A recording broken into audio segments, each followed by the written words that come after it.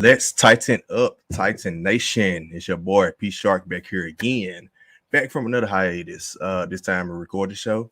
Got a couple topics that's been lingering around Twitter that I've been wanting to talk about for a while, but since today was cut day, I decided to hold it off a little bit so I can talk a little bit about the cuts, the initial 53 man roster. Then I go into my whole backup quarterback spiel, Ryan Tannehill playoff comparisons based on the Twitter poll that I just posted, and new news, NFL news with the Cam Newton news, and of course, 10 Titans fans talk about bring Moss back up and all that. So I want to talk about all that today. But first up, of course, hiatus once again. This time, your boy married.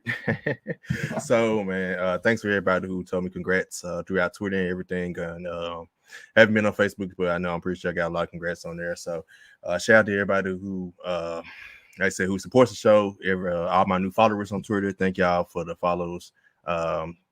Plan to bring more content. Like I said, live shows will be almost every Tuesday evening. From this point forward now that I got all the planning done, actually the wedding, honeymoon done. Now staying with my beautiful wife. So everything should be fine and dandy from this point forward with the season, especially with the season starting this week. So starting this week, I'll be back on a live show with a couple guests. And every week I try to bring out content on this channel moving forward. But first up, remember to follow me at LBR Tighten Up. Follow my personal page, as you can see below, the _P Shark. Follow Let's Be Real. Y'all see the Let's Be Real banner in the background. Let's Be Real podcast, Let's Be Real media page at LB Real Media on Twitter, and Let's Be Real LBR Sports 901. As we'll be bringing content to y'all every Saturday morning now because of the NFL season, right before college football games kick off. So every Saturday morning we'll be going live.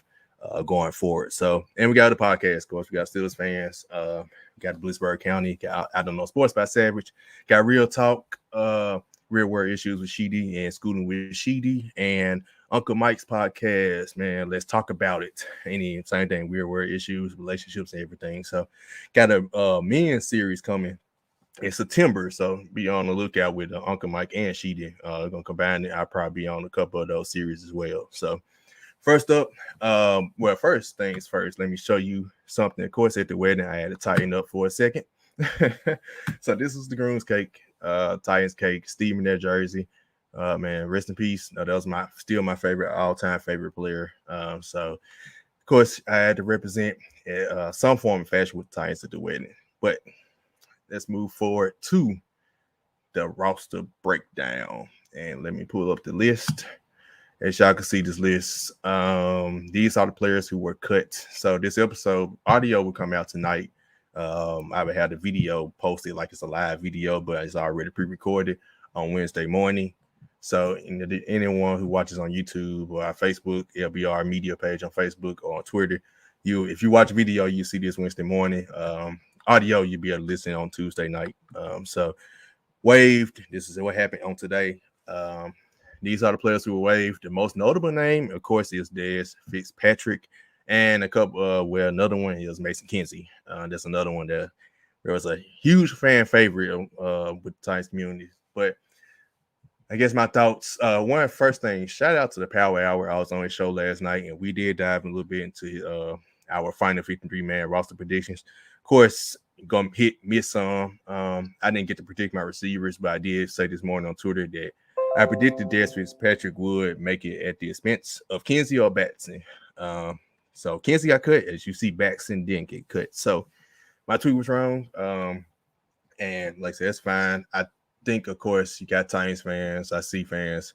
I already complained that, hey, where's the 4th round pick, yada, yada. I've already did my whole spiel earlier this offseason about how much I care about 4th to 7th round picks. Dez Fitzpatrick, we traded up to get him in the 4th round. Sure, we traded 5th and the 7th to get him. Like I said, 4th to 7th round picks, him not making the roster. I mean, a lot of those, that's almost, I ain't gonna say it's almost like it's an undrafted player, but I mean, in a sense, those players don't turn out to be, some players do. I mean, it's could be a buck, but not many turn out to be stars, right? And I think that's what everybody wants Fitzpatrick to be, especially with the trade up, especially with all the receivers that we end up taking to the 6th round, and Racing McMath, who is on the roster as of now because he's on the COVID list, but may not be on it once he comes off of it, but hoping just that he can get on the practice squad. Racing McMahon, that is. Also, Dez Fitzpatrick and Mason Kinsey, who had a really good preseason. I'm not mad at the moves. I mean, anything gives at this point. How I feel about it is, it don't matter which receiver you get. We traded for Julio. I mean, the Dez Fitzpatrick draft fans, y'all shouldn't be complaining about that no more after Julio, but y'all can find something to complain about. So I'm not even about to dive into all of that. We got Julio, we got AJ Brown. Point blank period. If one of them get hurt, I don't care who's the backup. We trying to win the Super Bowl this year, right? And I'm diving to this little bit of my backup QBs thing, but yeah, I understand maybe a couple games. I know y'all want the best receivers they chose. We got Josh Reynolds, we got Marcus Johnson, who we didn't really get to see in preseason games, but we heard about everything he did in practice. Chester Rogers, more be dynamic. I ain't gonna say he was dynamic in that first preseason game as a punt returner. So I believe he's a punt returner going forward. Cam Batson, other special teamers who made plays this preseason, who like he's gotten better from last season. He made a couple of plays last season at receiver. So you got to get the players who can play special teams as well. Cam Batson, Chester Rogers, both fit that bill, as well as Nick and Keeney Westbrook, or Nick Westbrook and Keeney. See in the wrong order. So he made the team. I know that was kind of one though, but he's a gunner. We need special teamers. I think that's why Dane Cruikshank, I think he was hurt, but I'm assuming he must be coming back from injury pretty soon for him to make the roster. So we need special teamers. I mean, we complained about special teams last year because our special team sucked. Most of the kicker, Sam Ficken, looked like we may have solved it. As you see, Tucker McCann got cut because he got hurt. But that was unfortunate. He was having pretty decent preseason as well. But hey, I have no problems with this roster. Of course, there'll be more changes. Like the reason I use the word initial is because this is the initial 53-man roster, because you got a whole nother week. You got other players getting cut. The team might try and target them. You got to get somebody else to get those players, trades. This ain't this 53-man is not the final bill, especially with the COVID. We got like 10 players or a combination of 10 players and staff, including Coach Vrabel, Ryan Tannehill. The people that won't get cut: Nate Davis, Ryan Tannehill, Harold Landry, and of course, those are starters. But got players like Racing McMahon, who's on COVID list, who might get cut, might be on the practice squad. Hopefully these players, specifically Dez Fitzpatrick, Naquan Jones, Mason Kinsey, Wyatt, Ray, hopefully they make the practice squad. Baldy Calhoun, he was doing pretty good at corner, pretty decent, man. Said we deep in that position. Some notable players that didn't get cut, that be on the lookout, they might get cut. Matt Barkley, or between him and Logan Woodside, but I choose Logan Woodside in that regard. Who has Brian Hill made the team, or Mekhi Sargent, one of those two. We thought one of those two would got cut. Be on the lookout for a possible cut there. Tommy Hudson made it, so that means we kept 4 tight ends. I can see a potential cut down to 3 tight ends between him and Luke Stalker.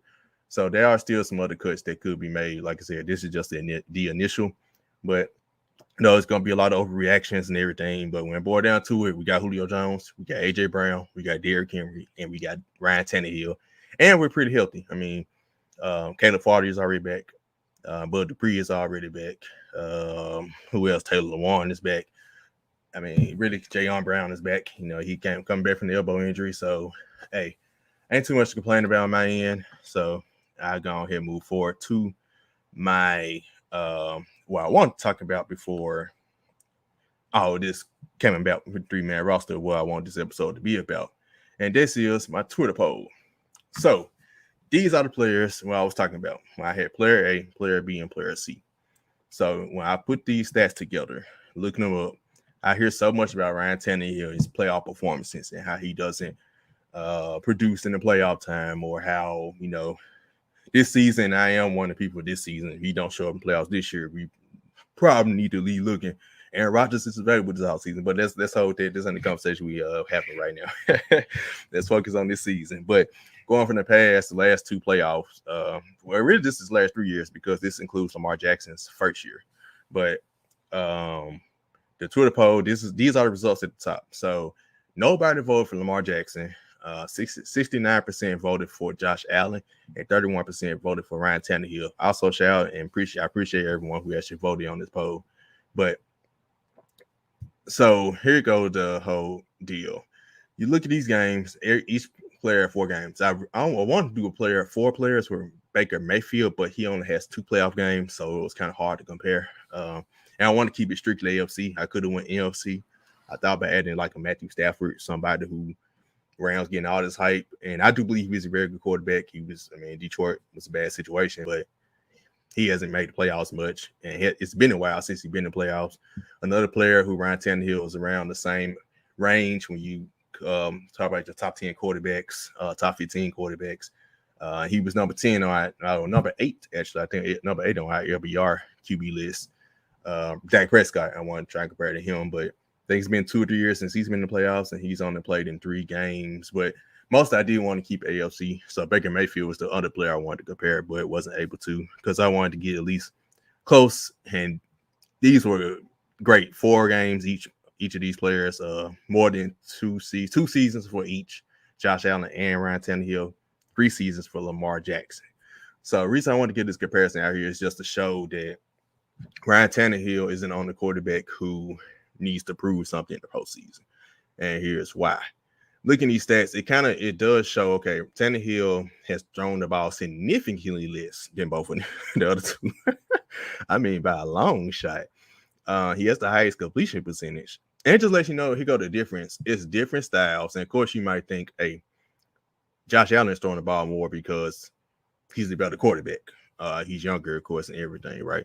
And hypothetically, he is. We got him number 4 on every all list. And on my team, on my rankings, I am higher. I think I even had Lamar Jackson higher, maybe.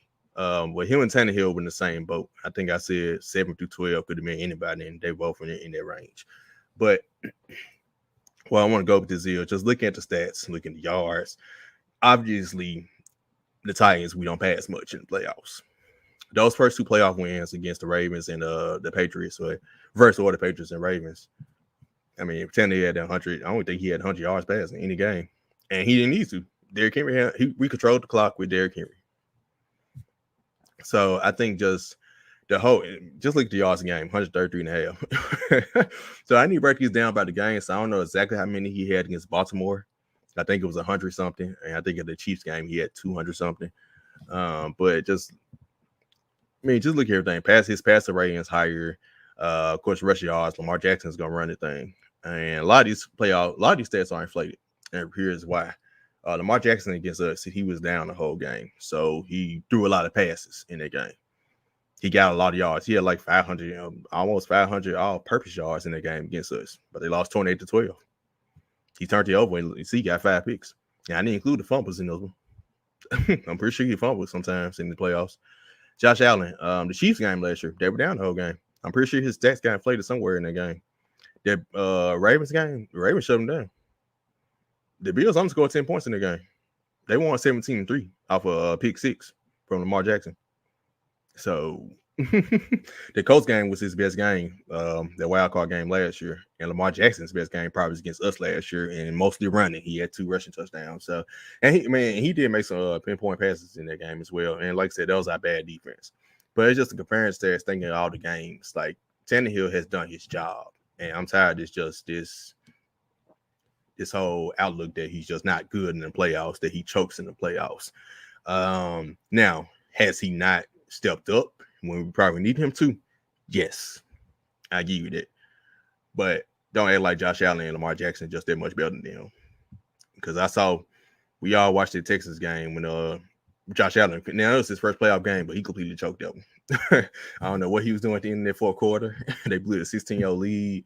Deshaun Watson made all the plays and came back and outplayed him, right? He played really good in that Colts game last year, pulled off the win. The Ravens game, blah. Chiefs game, blah. So out of 4 playoff games, Josh Allen really had 1 really good one. The other 3, the Bills, his first one against Texas was good until the mess up to what he was doing at the end of the game. I still don't understand his decision making on some of those boneheaded moves that he made at the end of that game. So 1.5-ish out of 4. Lamar Jackson, did the game against us count? Like I said, that's inflated stats. So the first time 2 years ago, and we beat in the division round. Did it really count? So really, one playoff game last year against us. And Ryan Tannehill, you could say the first two, although he didn't even pass 100 yards, he did make the plays that need to be made. So my point is, they're all in the same boat. They all, in my opinion, need to prove something. The difference being is Ryan Tannehill is older. Josh Allen and Lamar Jackson are in their third, I think, fourth or fifth year. I want to say it's fourth because Lamar Jackson started his rookie year in the playoffs. So that means he's played 3 years in a row in playoffs. This means this got to be his fourth year. In fact, check me on that. I think it's fourth year between both him and Josh Allen, because Josh Allen has made the playoffs 2 years in a row. His rookie year, he didn't make it. So that's the biggest difference. So, of course, I think all of them needs to prove something, not just Tannehill. But Tannehill's gonna get the brunt of criticism, and I can understand it. But I just want to reiterate that he ain't done the one who needs to be looked at about his playoff performances. Yeah, that's the whole point I'm trying to make. All right, next up, backup quarterbacks. So it's been a real talk about the Titans' backup quarterback situation. So I said earlier, we did keep both Logan Woodside and Matt Barkley. And Matt Barkley did not look good at all in the last preseason game. Me and Power Al talked about it last night. I think Logan Woodside would be the actual backup. Matt Barkley would be quarterback number 3, unless, like I said, he still could be a cut victim based on the COVID players coming back, based on other people on the rosters, based on this player I'm talking about next NFL news with Cam Newton. But and I'll discuss more about the Cam Newton situation and possibly him and us fit there right after this. So first up, these are the quarterbacks and these are the teams who are widely considered to be Super Bowl contenders. So you got us, got Kansas City, Baltimore, Buffalo, Pittsburgh, Cleveland, Indianapolis. Now, some may disagree with some of these teams, specifically probably those last 3 over there, Pittsburgh, Cleveland, Indianapolis. But any given body, a lot of people probably won't count us as contenders, right? So these are the 7 teams that made the playoffs last year, and these are the 7 teams that are widely considered to be contenders to make it out of the AFC to challenge Kansas City. So first up, let's talk about these backups. All you hear about, and I'll see on Twitter, is Titans backup, man. We need a backup quarterback, yada yada. The point I'm trying to make on the backup thing is this: that's not a position I don't want to say I don't care about the position at all, but it's not as important as probably people are making it out to be, and it's probably the same way with the wide receivers as well. Like I said earlier, we arguing. Well, I'm not arguing, but people argue over your wide receiver 5, 6, and 7. Hey, what if AJ Brown get hurt? What if Julio Jones get hurt? In this case, what if Ryan Tannehill gets hurt? You want to get hurt, we ain't win the Super Bowl. Period. Point blank. So that's the point I'm making. So that's why I think these positions don't matter as much to me, because, and now the argument you can make against me, and I can give you this one, is what if they only hurt 1, 2, 3 games? You need somebody to come in and help for those games. I got all the confidence coach staff that they're picking the right players, especially receiver. Right. At quarterback, look at these backups and tell me who out of these contenders in the AFC, if Pat Mahomes go down, are the Chiefs winning any games because of the quarterback? Chad Henne and Shane Boucher are on this list. And for my audio people, yeah, I'm showing the graphic. So for Kansas City, the backups are, and I didn't see the cut candidate, so the people got cut today. So some of these quarterbacks may have got cut today. And I didn't look at any other team besides the Titans, and of course Cam Newton. Any other big name they got cut, but Titans were my main paying attention to. I made this graphic yesterday, so these players were still on the roster as of yesterday. But Kansas City backups are Chad Henne and Shane Boucher. Baltimore's backups are Trace McSorley and Tyler Huntley. Buffalo's backup is Mitchell Trubisky. Pittsburgh's backups are Dwayne Haskins and Mason Rudolph. Cleveland's backup is Case Keenum, and Indianapolis' backups are Jacob Eason and Sam Ehlinger, who just got hurt, so he's out for 4 to 6 weeks. Yeah. And we got Logan Woodside and Matt Barkley. I mean, y'all can tell me who has the best backup situation. Y'all can fool me into, Mitchell Trubisky had that great preseason game against the Bears. His former team, might add, in the preseason, right? Mitch Trubisky and Josh Allen go down. Buffalo ain't winning. Yeah. If we go down a couple games, Mitch Trubisky ain't winning them a game. It's gonna be other stuff that has to happen. Like when we, example, when the Titans and Blaine Gabbert had to start, and we beat the Texans. We had a fake punt for a touchdown, I think, and it was another crazy play. No, Kevin Byard, it was on that fake punt. He threw the touchdown pass, and it was another play we scored off of, and we ended up winning the game. Stuff like that has to happen. You got to get tricky. You got to get creative with a backup quarterback. Not many teams have a great backup quarterback. I can go to NFC. Who's Green Bay's quarterback? Jordan Poole. Yeah, right. Tampa Bay, Blaine Gabbert. Yeah, see, here goes. That's my point. Like, who's the Rams backup? Hey, the guy who started last year in the playoffs. My point. You need a number one defense like the Rams did. That's the points I'm making. Like, you need your defense to step up. You need to run the game to get going. You need your star receivers to just get what the quarterback throws at them, like to make great plays. If Ryan Tannehill goes down, our season goes down, period. If any of these quarterbacks go down, their seasons go down. Like, y'all saw with Lamar Jackson. Y'all saw what Baltimore looked like when Lamar Jackson went out last year. When he went out with COVID. Y'all saw what it looked like when he went out in that game against against the Browns on Monday night when he had to go. He said he wasn't taking you want to do a number 2, but yeah. Trace Sword is one of the quarterbacks. I think he had got hurt the first play towards ACL, so heck, he might not even be ready to go to start the season. So Tyler Huntley has looked good in the preseason. I've heard, I've seen stats and everything. I haven't really watched them, but my point is backups. I don't see any of these backups. Case Keenum started and he played great for the Minnesota the year, but he's a backup quarterback for a reason. The playoff game against Philadelphia showed you why he's a backup. Nick Foles winning the Super Bowl with the Eagles was an outlier. That's not the norm. Like, we can fool ourselves into this and thinking that, hey, we can get a backup that's gonna come in and just they're backups for a reason. Now, Pat Mahomes, y'all saw how the Chiefs looked in that playoff game against who was that last year? Against the Browns. I think Matt Moore came in. It was either him, maybe it was Chad Hen. Yeah. No. the Colts starter might not even be good. Carson Wentz. So no, their backups can't be any good. Pittsburgh, and my Steelers fans from LBR podcast, Skyler and Trevor, they want to be being gone. I think it's time for them to move forward and find a way, hopefully retires and so they can move on from him. But if you go down, Dwayne Haskins, I hope he works out. He's the quarterback. I hope he's the quarterback of the future. But this season, he's not winning a play. He's not winning a Super Bowl for him. Could he win a couple of games? Sure. Once again, with help from the defense with TJ Watt and Minka Fitzpatrick and them. Like, it's gonna take that. Mason Rudolph, he ends up being the backup. We seen him. Well, we seen Dwayne Haskins too. Like, my point. Like,